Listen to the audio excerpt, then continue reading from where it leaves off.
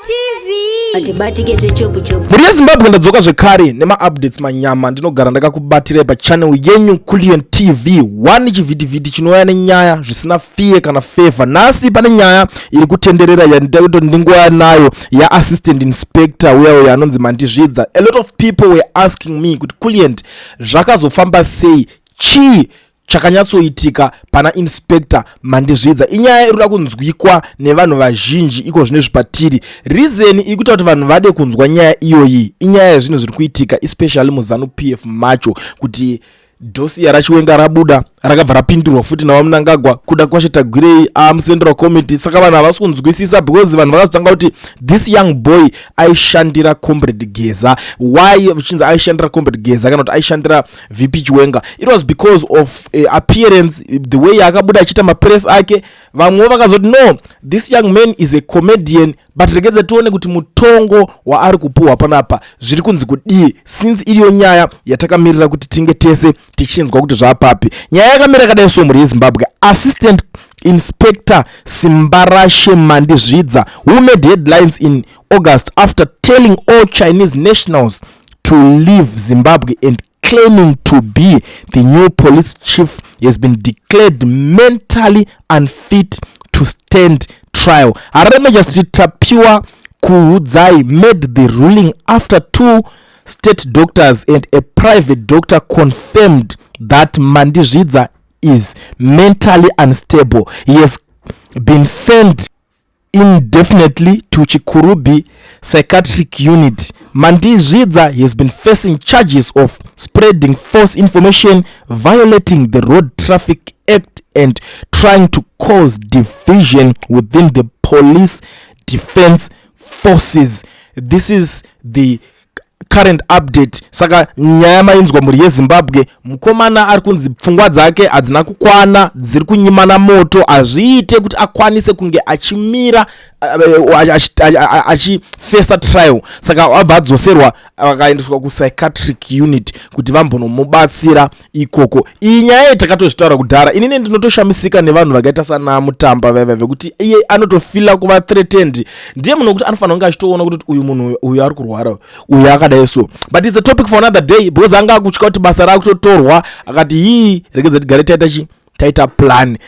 On the other issue yemaChina, it's obvious maZimbabweans vakatsamwa. maZimbabweans avachadi kunzwa nyaya iyo yekunzi muChina ari muZimbabwe ari kuite chi. maZimbabweans vakatoboyikana kudhara nekuda kuona tunhu tunonzi tumaChina toto, because maChina acho vakusvika pakurura. maChina vari tiri kuunzirwa kuZimbabwe kunoku, maChina vekutoti vanotogara kumaruzevha ekuChina kumusha ikoko. It's like maZiChina yekuti vanotoda kutoendeswa kurehab ndeve mbanje ndo type kana kuti grade kana kuti quality yemaChina ari kuunzwa kuZimbabwe. Ndo ndakatonzwa zvichinzi vamwe vacho vanenge vatoriwo vasungwa kunyika dzavo. Ungoyama nzingaenda anopika nyaya dzake ari kuZimbabwe. Ndo matauriro azvaingoitwa ikokoko. Saka on the issue yemaChina zvakanyanya kuswa kuvarwadza vanhu vakaita sana Mutamba ndekuti Mutamba kubva achipinda pabasa raya anombobvira akacelebratewa nemaZimbabwean. But this young man Mandizvidza paakangobuda achitaura zvimapress zvake zvezviya akabva atanga kutotrenda achicelebrate. Even mimi ndikakubvunza kuti ndiudzewo kana 5 mastatement amunoziva akamutaura naMutamba or 5 zvinhu zvamunoziva zvakamboitwa naye,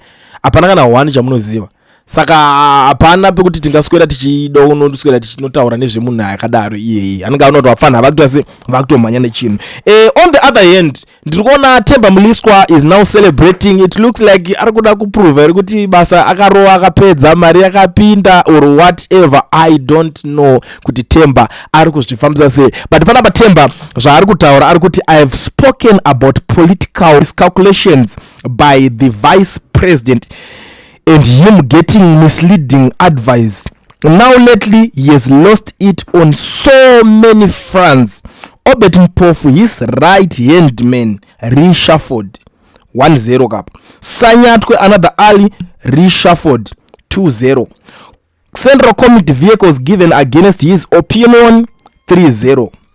ZANU-PF Director General Brigadier General retired Ezekiel Zabwanya fired 4-0. Kuda kwashetagwirei co-option done 5-0.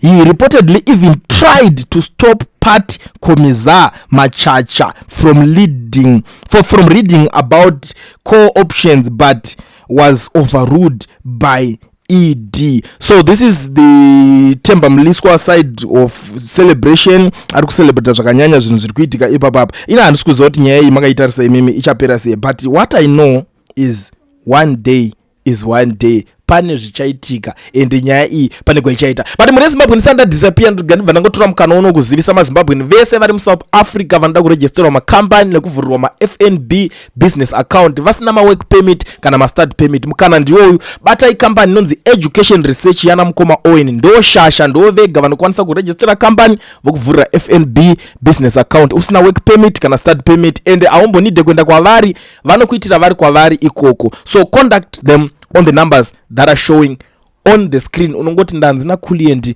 munokwanisa kundibatsira akaina ndina permit asi ndikuda kuregister company kana kuti ndikuda kuvhurwa FNB business account. Zvinoya iri package ne education research. Zvakachipa, it's affordable. Handisi kuzokwanisa kudzai price because vanozotadza kurara kana kuti kuita zvimwe zvinhu makungofona fona mazimba ndokuzivai, but kana uri serious tora number utaure navo vakubatsire. Kulian TV team DAT asi vanhu vachishamsika. Kulian TV haichatsika, saka subscribe wozolaika nechawana zvisapana chichazosha. Everybody say Kulian, Kulian, Kulian, yeah. Information is brilliant, brilliant, brilliant, yeah. Everybody say Kulian.